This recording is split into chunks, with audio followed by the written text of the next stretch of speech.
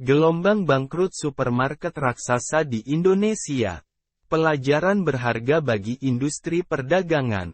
Industri perdagangan di Indonesia telah menyaksikan gelombang bangkrutnya beberapa supermarket raksasa, menyoroti tantangan yang dihadapi oleh pemain besar dalam menghadapi perubahan pasar yang cepat dan persaingan yang semakin ketat.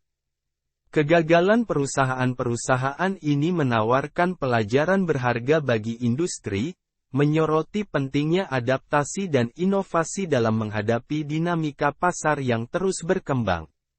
Selama beberapa dekade terakhir, supermarket raksasa telah mendominasi pemandangan perdagangan retail di Indonesia. Dengan jaringan toko yang luas, berbagai produk, dan harga yang kompetitif, mereka telah menjadi destinasi belanja utama bagi jutaan konsumen. Namun, dalam beberapa tahun terakhir, beberapa dari mereka telah menghadapi tantangan yang serius yang akhirnya mengarah pada kebangkrutan. Bisnis retail sektor fast moving consumer goods, FMCG, terbagi menjadi 3 jenis, yakni hypermarket, supermarket, dan minimarket.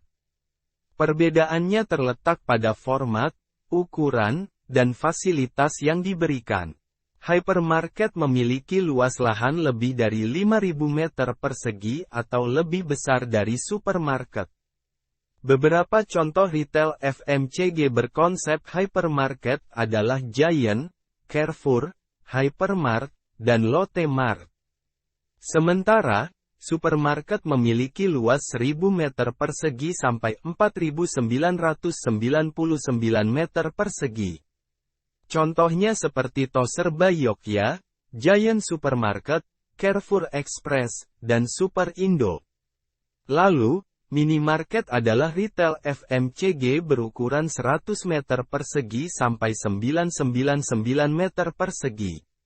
Sejumlah minimarket di Indonesia, antara lain Alfamart, Indomaret, dan Circle K penyebab bangkrutnya supermarket. Beberapa faktor dapat diidentifikasi sebagai penyebab bangkrutnya supermarket raksasa di Indonesia. Pertama, perubahan perilaku konsumen telah mempengaruhi cara orang berbelanja. Dengan munculnya e-commerce dan platform belanja online, banyak konsumen beralih ke opsi belanja yang lebih nyaman dan terjangkau secara harga. Supermarket tradisional yang bergantung pada model bisnis fisik menghadapi kesulitan dalam bersaing dengan model bisnis yang lebih fleksibel ini. Kedua, persaingan yang semakin ketat dari pemain baru di pasar juga telah menekan supermarket raksasa. Penyedia layanan e-commerce dan aplikasi pengiriman makanan telah muncul dengan penawaran yang menarik bagi konsumen, mengubah lanskap perdagangan retail secara drastis.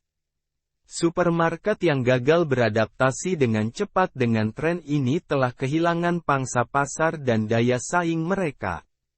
Selain itu, manajemen yang kurang efektif dan kebijakan yang tidak responsif terhadap perubahan pasar juga berkontribusi pada kebangkrutan supermarket raksasa. Rendahnya efisiensi operasional dan ketidakmampuan untuk memperbarui strategi bisnis telah menjadi beban tambahan bagi perusahaan-perusahaan tersebut.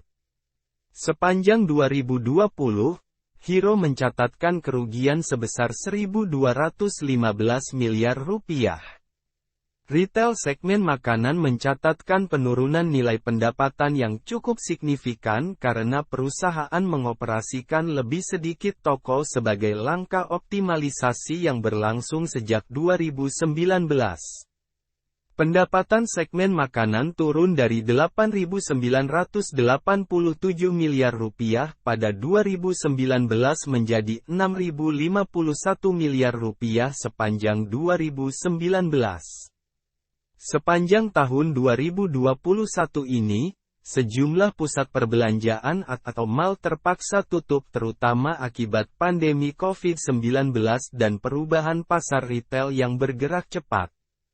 Yang cukup fenomenal adalah di awal tahun, retail hypermarket Giant melakukan perampingan jumlah gerai. Manajemen menutup beberapa gerai. Hero memiliki rencana panjang untuk menutup seluruh gerai Giant. Sebagai pengganti, 5 gerai Giant akan berubah menjadi IKEA sebagai langkah strategis perusahaan. PT Hero Supermarket bakal fokus mengembangkan IKEA, Guardian, hingga Hero Supermarket. Diki menyatakan potensi pertumbuhan dari 3 brand tersebut lebih tinggi dibandingkan Giant. Strategi ini merupakan respons cepat dan tepat perusahaan yang diperlukan untuk beradaptasi terhadap perubahan dinamika pasar, terlebih terkait beralihnya konsumen Indonesia dari format hypermarket dalam beberapa tahun terakhir, sebuah fenomena yang juga terjadi di pasar global. Bangkrutnya supermarket raksasa di Indonesia memberikan pelajaran berharga bagi industri perdagangan. Pertama, adaptasi dan inovasi merupakan kunci untuk bertahan dalam lingkungan bisnis yang berubah dengan cepat. Perusahaan-perusahaan harus mampu menyesuaikan diri dengan perubahan perilaku konsumen dan tren pasar, serta mengembangkan strategi bisnis yang responsif dan fleksibel. Kedua, manajemen yang efektif dan pengambilan keputusan yang bijaksana sangat penting dalam menjaga kelangsungan bisnis. Perusahaan harus memiliki visi yang jelas, memperhatikan isu-isu pasar yang berkembang, dan mengambil tindakan yang tepat waktu untuk menghindari krisis finansial. Terakhir, kolaborasi antara pemain industri dan pemerintah juga dapat membantu mendorong pertumbuhan dan inovasi dalam industri perdagangan. Dukungan untuk pengembangan infrastruktur, regulasi yang mendukung, dan insentif untuk inovasi dapat membantu menciptakan lingkungan yang kondusif bagi pertumbuhan bisnis.